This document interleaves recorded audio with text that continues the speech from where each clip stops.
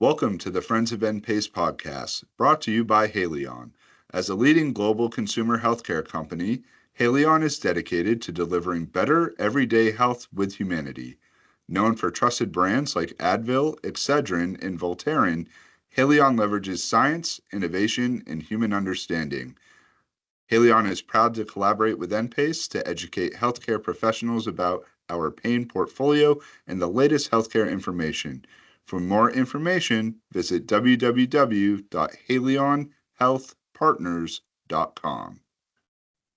Hi, everyone. Welcome. We're going to do a live Friends of NPACE podcast today. I'm so excited. I am Terry Schmidt. I'm a family nurse practitioner many years now. We won't say how many, but I'm also the NPACE executive director. I'm here with Josh Plotkin, and we actually have two incredible guests today. Both of these women inspire me through their clinical expertise, dedication to education throughout the career. And today we're going to talk about their authorship and something we rarely do. We actually are doing this live with an audience that you can ask questions. Josh, are you so excited about today? I've been looking forward to today for a long time, and as you just said, we're joined by two fantastic speakers. Let's introduce our first one, who is Dr. Mimi Secor, and she's been a family nurse practitioner specializing in women's health for nearly 5 decades. She's a national speaker, educator, and #1 international best-selling author. Mimi's a fellow of AANP in the American Academy of Nursing, and recently received the prestigious AANP Sharp Cutting Edge Leadership Award for her lifelong contributions to the nurse practitioner profession. Her latest book, Debut a New You, Transforming Your Life at Any Age, reflects her passion for health and fitness, and Mimi has also authored key clinical texts, including Advanced Health Assessment of Women and Fast Facts About the Gynecologic Exam. Terry, why don't you take our next speaker? Yay! And also with us is Dr. Karen Myrick. Karen is a nurse practitioner, educator, researcher, and leader in orthopedic and sports medicine. I love hearing her teach on that. And NP certification prep. She serves as the Director of Nursing Education and Practice at Springer Publishing, who is a great partner of ours. And she develops innovative learning resources there for NP students and clinicians. She's also the co-author of Advanced Health Assessment and Clinical Diagnosis of Primary Care, and the author of Orthopedic Case Studies for Nurse Practitioners, and develops Springer's FNP Review multimedia series. That's a combination of live sessions, video on demand, modules for NP certification prep. But Karen is also a tenured professor, program director of the Postmaster Certificate in Orthopedics and Sports Medicine at Massachusetts General Hospital Orthopedic Academy. That's so cool. And a fellow of both AANP and the American Academy of Nursing. Karen is dedicated to advancing NP education and clinical excellence, but you guys do it not only for students, but for those of us who continue to practice. And I know we're all nurse practitioners here, but it's all APPs, right, who are in primary care. So welcome, you guys. Thank you so much. It's so nice to be here. Thank you for having me and for having Mimi, because we're a nice team. You guys are a nice team. Thank you both for being here. Thank you very much for inviting me as well. We're very excited to be here with y'all. We're so glad. So audience, you can ask questions at any time you want to. We're just going to start with questions because we're going to talk about authorship, right, today, and what it takes to write. I think that's a topic that intimidates most of us. Like, we don't think we can author books. So what inspired you guys to become authors? Mimi, we'll start with you. And why textbooks? Well, it's interesting. I had written a lot of articles starting in the early 1980s, and I was intimidated by that. But I had some wonderful mentors over the years. And then when I received a call from my friend Helen Carcio, who created the first edition of this book, that is now on the 6th edition, she asked me to join her for the 2nd edition. And we co-authored that textbook until 2 years ago, when she retired, and we invited another co-author to join us, and we're currently editing our 6th edition. Wow. And I would say what I like most about writing a textbook is just how much you can get into the detail. And Karen, I'll be interested in your perspective on that, because articles just look at a slice of whatever it is that you're looking at. And a textbook really delves in deep, and it's a learning opportunity for us as authors, but it's a wonderful learning opportunity for readers and faculty who use our books. Karen, what about you? What made you to decide to start authoring textbooks? So I had a slightly different angle than Dr. Mimi Secor, but I started off first of all, as a student, and then as soon as I graduated, excuse me, from my doctoral program, I was working in teaching and I was a professor. And all of a sudden, I was charged with trying to deliver information that to me was very complex. So I was always looking for a way to deliver the information in a little bit more of an approachable manner, something that was more able to understand connection with clinical reasoning. And so no better way than to actually do it yourself, because using a textbook that's written by somebody else becomes a little bit difficult. So in the advanced health assessment textbook, we basically started thinking about people with disabilities and being inclusive and putting pediatrics in that same section instead of just a separate section for like GI.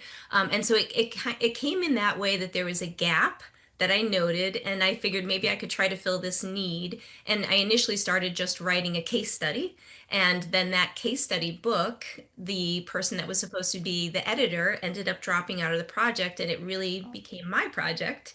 And then the next thing was a full chapter, and then the next thing was a textbook. And then finally, here we are, working on these high-level projects, which just, there was a gap, there was a need, and it was very fun to be able to fill that gap. Amazing. It's great that you've both ventured down this road, and I can see right behind Karen's, our folks can as well, the little Springer Publishing icon behind you. And I think what we'd love to ask, and we'll start with Karen on this one, is how did your affiliation with Springer Publishing come to be? And then we'll go to Mimi as well. So here's, for everybody listening, and, Terry mentioned being afraid to jump in and write. It really was. I was presenting at a conference and it was on orthopedics, and the editor came up to me and she said, it's very rare to see a nurse doing orthopedics. I said, I know. And then she said, would you like to write a case study? Several months went by, and I actually, I didn't stalk her, but I think I was a little bit, persuasive, and I kept following up. And finally, that's when I learned that the author and editor was backing out of the project, and they're like, hey, if you want to write it. So I think that the opportunity is often there, and that door was open. And so I went ahead and stepped through the door, and now I'm in like this whole big condominium. So I think that it started off just with a case study, and then it moved on and moved on. And then, being a lead author on other cases, the Springer fit was very natural for me because I was using the products as faculty. I was invited to write a case study with Springer, and it just seemed like everything was moving in the right direction. I will tell you, I was not looking for another job when I was approached to be the director of nursing education and practice, but I remember that. I know. Yes, you do. It was a long bike ride. Mimi and I had this discussion Yep. and I could not turn it down because I do have a deep commitment to Springer, and I feel like they definitely have the resources to help advance the profession and the future nurse practitioners. So it just was a natural fit for me. And that's how I got involved with Springer. And now I'm at this nice high level, and I just really enjoy that job so much. Well, we're so Amazing. glad you're in that capacity, Karen, because we know that you represent the needs of nurse practitioners so well at Springer. And that really brings up an important point, that when you're looking at possible publishing, you need to think about the support you're going to get from a publisher, and pick your publisher carefully. Don't look at it as a get-rich-quick scheme. Are we in publishing, Karen, for the money? No, we're not. We're in publishing to help our colleagues, and like Karen said, fill a gap. And for me, it's women's health. For family nurse practitioners, for Karen, it's everything orthopedics, and anything else that and FNPs need in terms of support now in your expanded role. So thank you for all of that. And Mimi, tell us a little bit about how you got involved with Springer. What was your path to working with them? Well, my path really began with the invitation to co-author the textbook that I held up during the introduction, Advanced Health Assessment of Women's Skills, Procedures, and Now Management.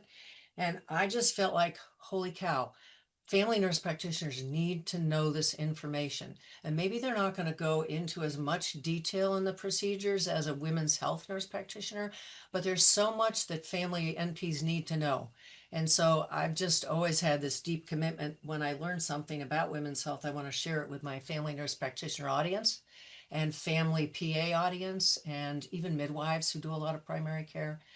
So it's been a natural inclination for me to just share anything I learn about women's health. And Awesome. Springer's been that vehicle for me. That makes complete sense. What I heard from both of you, though, and that before I get so tangential, Josh knows this, maybe knows this. You podcast, Karen, now you're going to learn.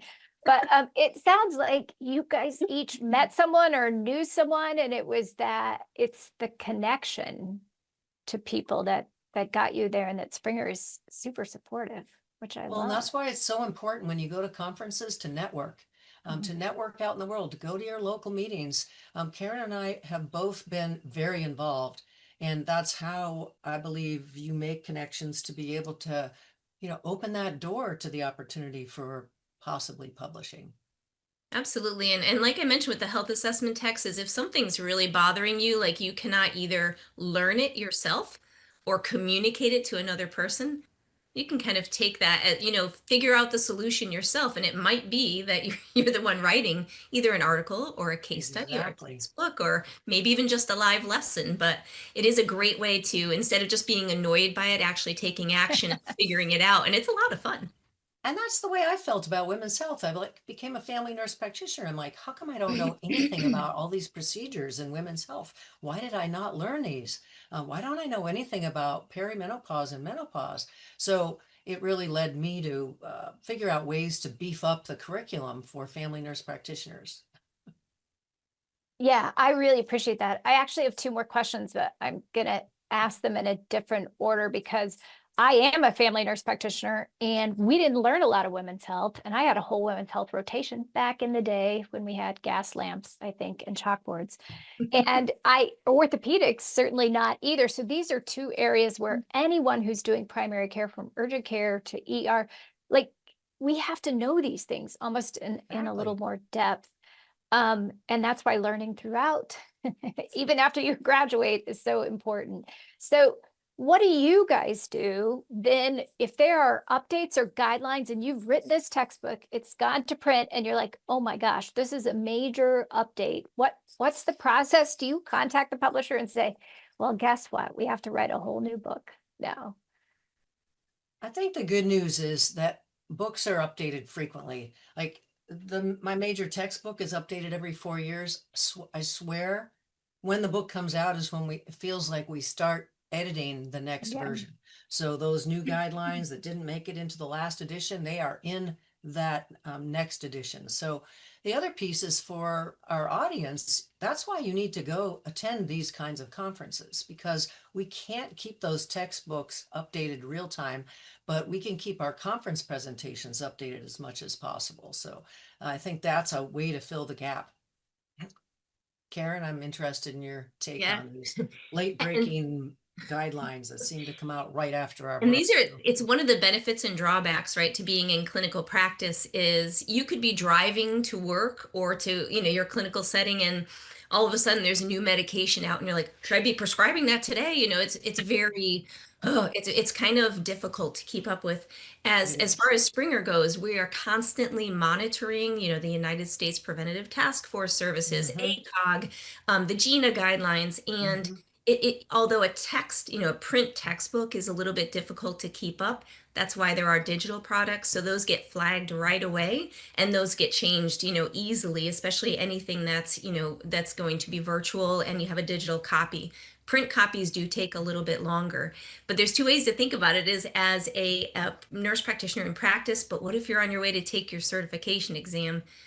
Things don't change that quickly for certification exams because the questions have to be retest reliability, they have to be validated. So I do think for practicing clinicians, we need to know now and update and change. But as a student, try not to worry too much. If you do hear a new medication on your way to your test, it's not going to be on your test. So take a No. deep breath on it. But, and you do have to constantly monitor all of the guideline changes in order to be up to date. You don't always get an email saying, hey, has changed. So you have to be active and seeking out those changes. That's a conundrum. I do think that someone could really help us by having what I refer to as a Taj Mahal app of all the new guidelines. And they would be updated. I mean, whoever creates that, many of us will give them a collective hug because it is really hard to keep up. Oh, maybe we should work on that.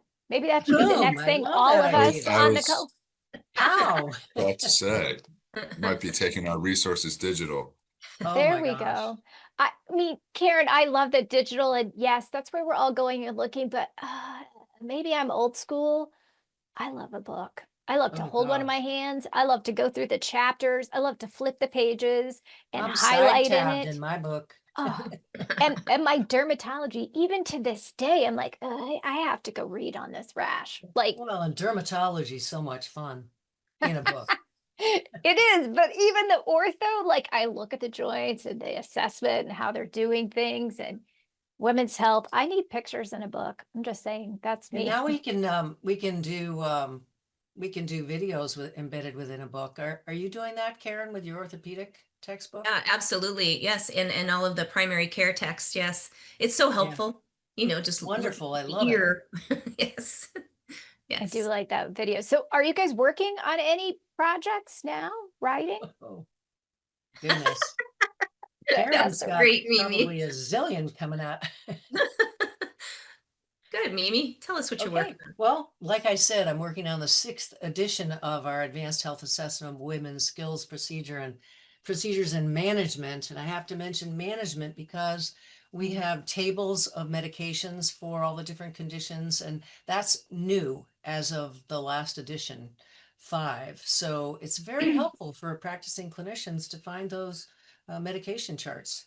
So we've really expanded even the title in obviously to reflect the scope.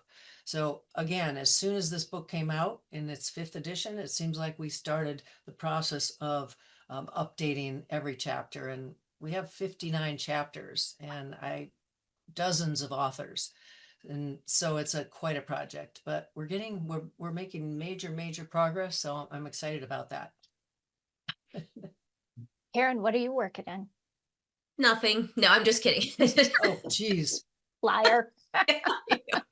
My nails are drying. No. In all seriousness, I'm actually really proud to say that I'm leading the revisions on the Maria Codina-like textbooks. So the FNP and the AGNP review books. So your question about guidelines was very timely and almost made me like shudder a little bit. But it's been great to be leading that. Again, I taught with that textbook for years. And so now being the person that's in charge of the major revisions has been a little awe-inspiring. Sometimes I pinch myself a little bit, but it's been great.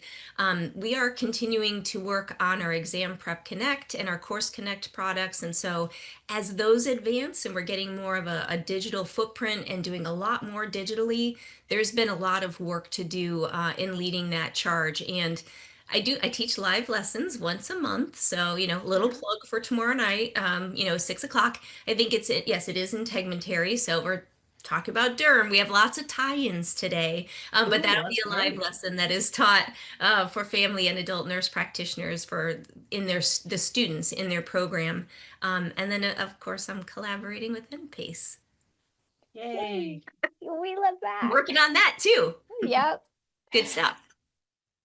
Lots of amazing things that you're both working on. You both write, you're both speaking at several events, you're collaborating with several other providers, which is fantastic. I want to shift gears a little bit and talk about the NPACE and Springer relationship and dive into, and you just mentioned somebody purchases the textbook. Obviously, they're going to get the physical textbook delivered to them, but what else comes along with that? Karen, you just mentioned some videos and other resources. Can you both speak to when somebody goes ahead and purchases the textbook, they get the book, but what else comes with that?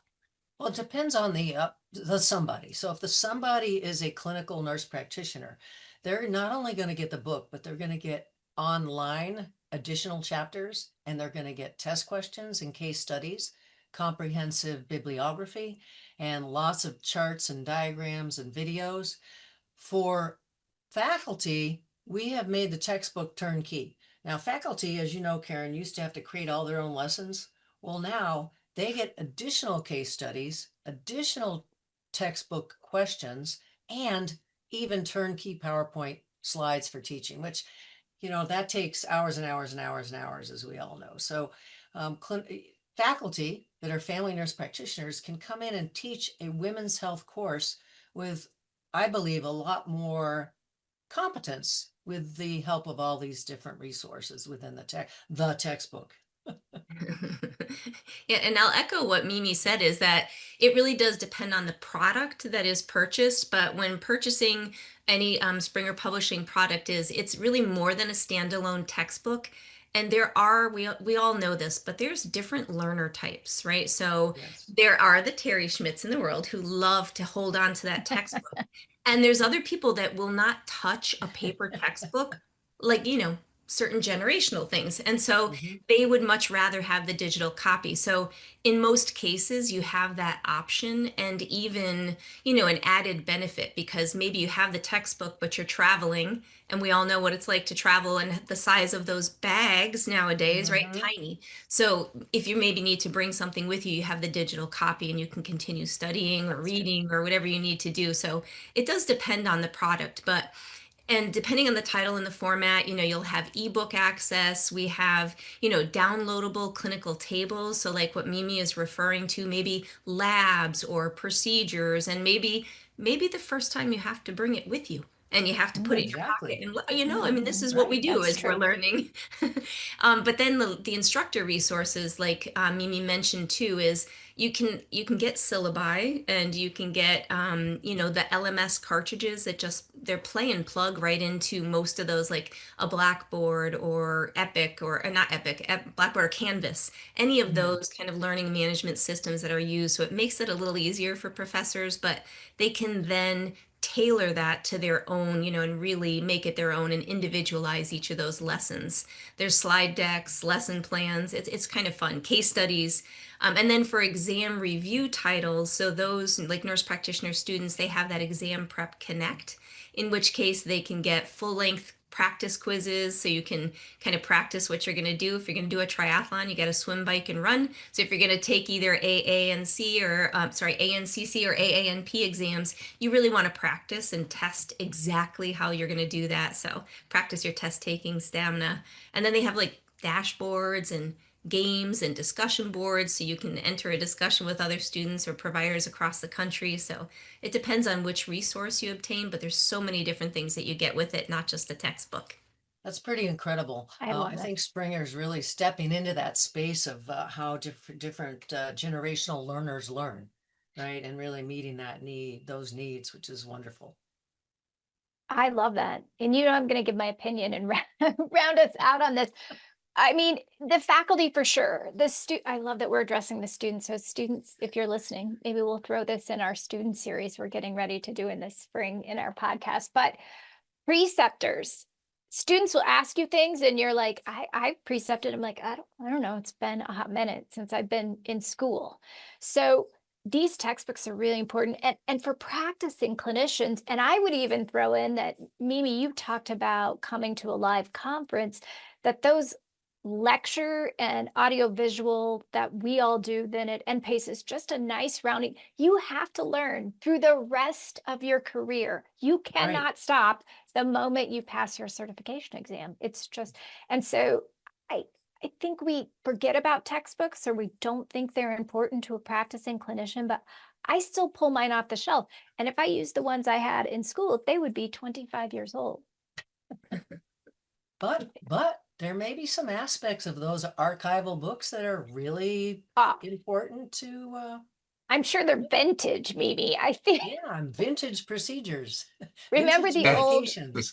Whaley and Wong women's health textbook from nursing school? Do you guys Yes. remember? Oh my yes. gosh. And the fundamentals of nursing, kosher and herb. I think I still have mine. You know what I have my flowers sitting on? You'll laugh about this.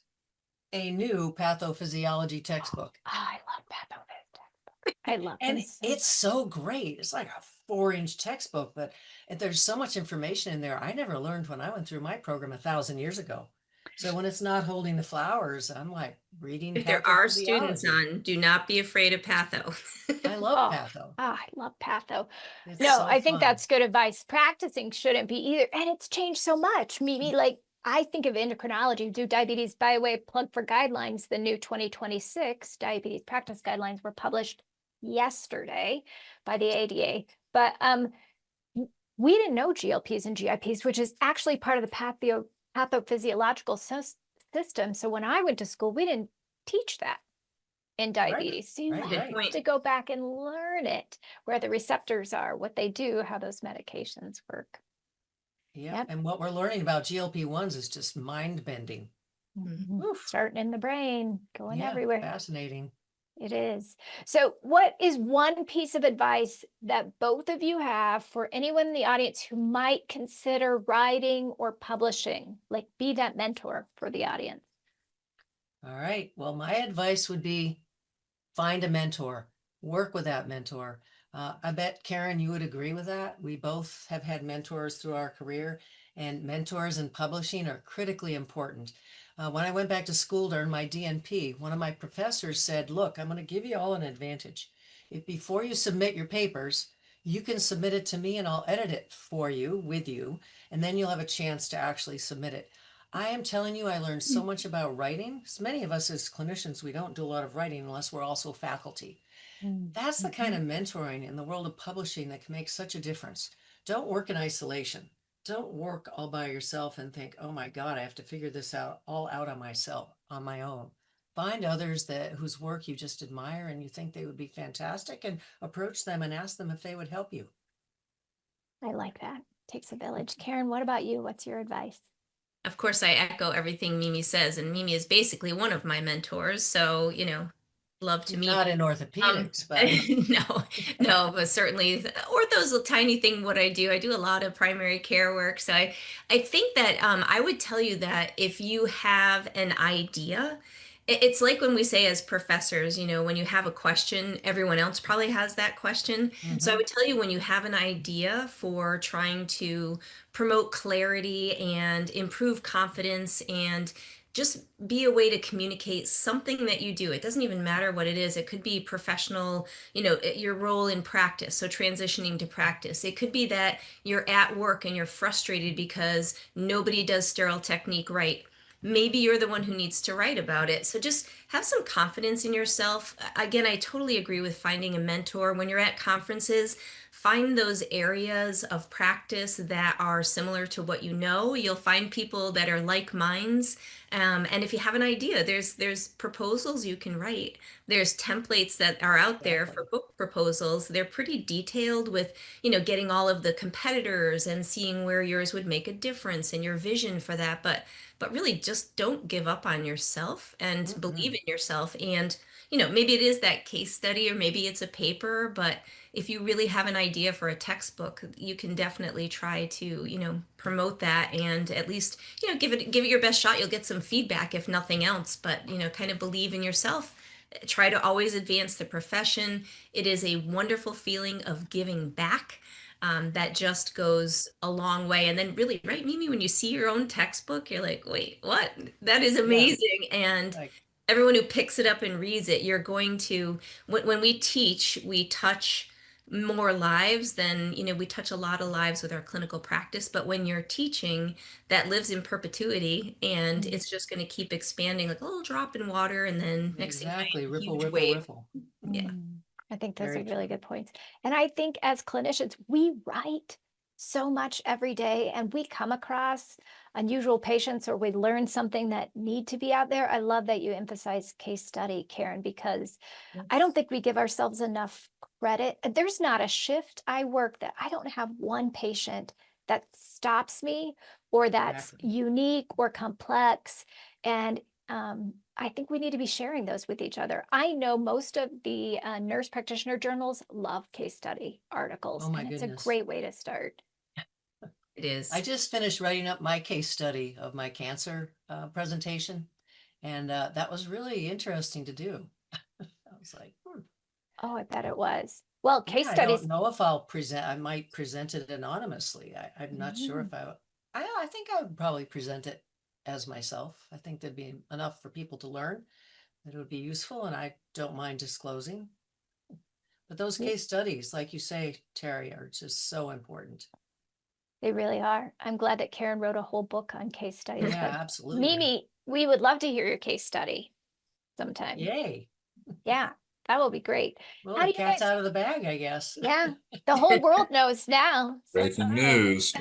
I'm going to ask one more question and then I'm going to turn it over to Josh, Josh, one thing I forgot in all of this is for us to talk a little bit about relationship and partnership and how our audience can get to Springer to get things. Yes, of course. Yeah. But how do you, to wrap this up and then we'll let the audience ask questions if they want to, how do you two balance it all? Clinical practice, work, teaching, speaking, writing, like what is the key to that? Because it makes me tired listening to both of you, not gonna lie. I'll go first on this one, Mimi. I honestly do think that there is synergy in most of what I do. So my clinical practice informs writing. The writing informs teaching. And it really does fit together nicely. And, sometimes maybe you don't have the best balance in the whole wide world, but when you have purpose and you get up in the morning and you're able to share that purpose with other people, I do think that's a driving factor. So I think finding the synergy, finding teams. If you're writing a paper, you don't have to write it alone. In fact, writing it with somebody else, you get another perspective.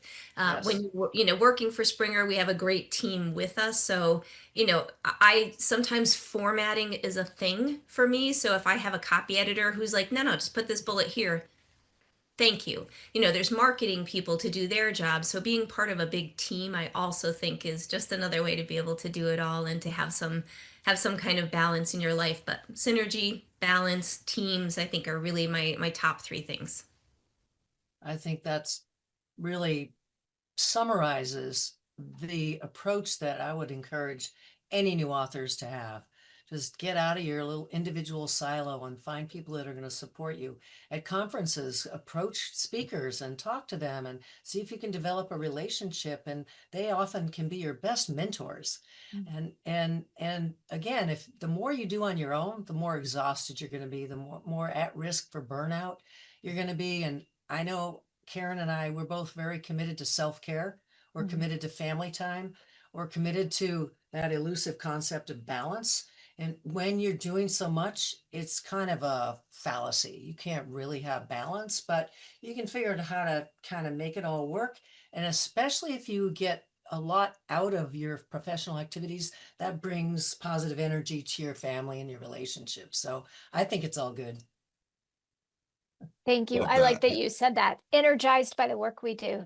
All right, Josh. Yes. I'm sorry. No, I was going to say, I think not being the one person who isn't a practicing clinician on the podcast today, that and having worked with each of you for 5+ years at least, that the most amazing part of what nurse practitioners and all APPs and healthcare providers do is that balance, Mimi, that you just mentioned, and Karen as well. You still find the time for family and personal life, but you're both speaking at conferences. You're both writing textbooks and collaborating with the teams on that. You're both working in clinical practice and dealing with patients. You're dealing with friends and family who come to you with their questions in terms of what's going on with this or that in their lives. And so what you each do on a daily basis is amazing. And what I see Mimi's wall behind her and all the accomplishments that she has. And it just speaks to the work that healthcare providers do. So it's a big thank you to each of you on this call. And I do want to touch on what Terry was saying. And I also want to remind our audience, please ask any questions that you have for Karen and Mimi. We'll get to those in just a few minutes. But to bring it all home in terms of NPACE and Springer, so this has been a relationship that's been in place for I've been at NPACE for a decade, so at least a decade, probably more. And Springer has had a presence at NPACE in-person events. where they've had exhibit tables with resources available. We have gone more of the digital route lately, with Springer having a presence at events where we're handing out information, and during our intermissions, we're able to speak to those sorts of things. Karen and Mimi have both been with us on site. I also want to call out the NPACE website, where there's a whole page dedicated to NPACE and Springer. There's over 50 different textbooks and resources that are available. We just updated that with brand new titles. So as Mimi mentioned, the sixth edition, as soon as that's ready to go, that will be featured. And I think the nicest part is that there's a 25% discount available to all healthcare providers if you go through the NPACE and Springer partnership page. So when you're checking out, that's automatically applied. Karen and Mimi, anything that can you speak to some of the titles that you have on the NPACE and Springer site, and where folks can find that? And certainly check out our conference agendas, because Mimi and Karen will be with us at events as well. And a little birdie told me they might sign your book as well. That would be fun. I think I mentioned the Advanced Health Assessment of Women's Skills and Procedures textbook, which is available in the 5th edition, and it's still very current. It was published in 2022. So that's still a wonderful resource for you. One book that I don't have to hold up, I didn't realize I didn't have a final copy, I guess I sold it, is the GYN exam for nurse practitioners, PAs, and midwives. And it goes through every detail of the GYN exam, including pediatrics, sexually traumatized rape examinations, examining elders, the challenging exam in varieties of formats. So it's really a wonderful resource, and it's a small textbook. You can almost fit it in your pocket. The Fast Facts series, Karen, that Springer has, is also a wonderful opportunity if you're looking to write a textbook. It's not huge, it's small. So if you have a chunk of information you want to share, that might really be a great option. Fast Facts series. That's great. And from most recent to farthest recent is the most recent is the video on demand product that we have, which is FNP and AGNP. And so I'm actually the author, and you'll see me on video too. So I recorded all of those videos for review. So we're part of that ultimate review product for Springer Publishing in both FNP and AGNP. And then before that was the Advanced Health Assessment textbook and differential diagnoses. And then also before that was the case studies for nurse practitioners and PAs in orthopedic case studies. And then, I wanted to say too, just to echo what Josh was saying, is that NPACE really has the most exceptional continuing education, but Springer has like the evidence-based products to kind of back that up. So it really is a wonderful partnership, and it's fun to be together and working together on helping to advance the profession and keep us all educated and up to date. And Springer is one of the top publishers of nursing books and advanced practice books. Is that correct? That is correct, and very focused on that. So we're not distracted. It's good stuff. We appreciate Springer very much. As do we. Right, Josh? I love books. We love Springer, and we appreciate all that they do to bring us these resources each and every year. It's a fantastic relationship, and we look forward to featuring them. They'll be present at all of our events in 2026. So be sure to check that out. And we love NPACE, right, Karen?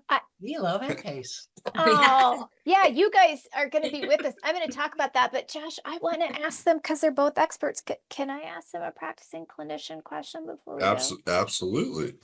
Okay. All right. Mimi, this is my practicing clinician question for you. What are your thoughts on the vaginal swabs that patients can do themselves, testing the new testing swabs for vaginitis that patients can do instead of like having to do a wet mount and all of that exam? It's actually evidence-based that patient swabs, whether it's for cervical cancer screening or for vaginitis, are really quite accurate. So if they buy something over the counter and they test at home, it's really valuable. And one of the problems we have is that not all clinicians know how to do wet mounts, know how to do vaginal pH testing. They're just not all on the same page because we have different preparation in our family nurse practitioner program. So I'm a fan. I worked years ago now in retail health just to check it out on weekends. And I would guide women that came into the clinic to go down the X-rated aisle to find vaginal swabs and pH testing and anything else that I could help them evaluate their symptoms with, urine testing strips. And then they would come back to me at the clinic, and whether they checked in or not, I would just help them interpret these tests. And it was fun. I enjoyed it. I'm all about patient involvement. So it's in keeping with my early dedication to women's health when I first read Our Bodies, Ourselves back in the early 1980s and said to myself, I can do a pap smear on myself. Well, you never want to do that at the end of the day when you can't get help in case the speculum sticks in place. So I'm My like God. doing my own pap smear, and yeah, I knew it wouldn't be that difficult if, groups do it. Women were doing it that were part of Our Bodies, Ourselves. Yeah, it was interesting. Held hostage by the speculum. It worked out, but it was a bit of a jalapeno effect. I don't usually Oh tell my that God. story, I but think Gary, that please was don't ask me a question. No, I'm just kidding. like that. I mean, I think that was actually fantastic advice. So self-swabbing is good, but don't do your own pap smear with the speculum at the end of the day. well, In the morning, if someone else was there to help, possibly. yeah, no problem. I Just like that. insert it upside down because it's otherwise challenging. I love it. Karen, my question for you actually is about knee pain. I have to confess that when someone tells me their knee hurts, my inclination, even after all these years of practice, is just to be like, you just have to see the orthopedist. Like, there's so much in there, even if it's the first event, but typically people will like try to nurse it at home first, or they think, what is the one piece of advice maybe not to be afraid of knee pain, or that we should keep in mind with as clinicians? So, approximately 85% of all visits in primary care are the musculoskeletal system. So I think getting more comfortable is just the best thing to do for anybody in primary care is just, understand orthopedics. It's going to help yourself and your patients. But knees are a hinge joint. Okay, there's only 4 ligaments in there and 2 menisci. It is not a complicated joint. And then you have these categories as nurse practitioners. There's like, just picture yourself in a library and you go down certain aisles, right, to look for a certain type of book. And if I have an 80-year-old patient who has knee pain, chances are it's going to be degenerative joint disease, right? But if I have a 15-year-old female who has pain anteriorly, right, this fits the category of patellofemoral syndrome. If somebody had a traumatic football injury, I'm going down the ACL or, maybe ligament or maybe even meniscus injury. So just kind of take a deep breath, realize that it's really not that scary. Yes, we have all the special tests, and if you want to refer to ortho, we are happy to see them. But just remember as primary care that these are common injuries, but there's categories. Just go down those aisles in your brain, shut off the other noise, and realize that, the whole, when you hear the hooves, it's probably a horse, not a unicorn. And so maybe just take those differential diagnoses, narrow them down, and then maybe get 1 or 2 special tests to work on. But just don't be afraid of ortho. It's not scary. NPACE probably has a module too that's recorded about. Oh, about I'm knee sure that we've had Karen talk presented. about knee issues before, but that was a super good 60-second hinge joint, 4 Wonderful. ligaments, 2 meniscus. Go down the aisles. I'm going Thank to you, Karen. remember that the rest of my life, Karen. Good. That was great.